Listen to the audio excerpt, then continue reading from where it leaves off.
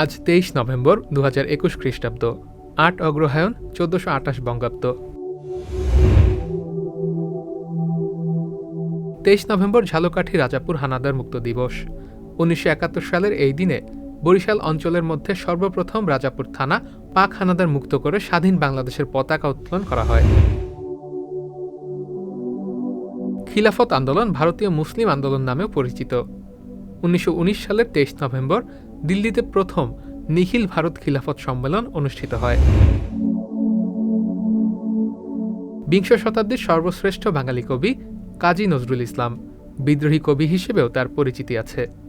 ১৯২২ সালের ২৩ নভেম্বরের এই দিনে ব্রিটিশ সরকার তাকে রাষ্ট্রদ্রোহিতার অপরাধে কারাবন্দী করে এবং সরকার কর্তৃক তার লেখা বই নিষিদ্ধ ঘোষণা করে।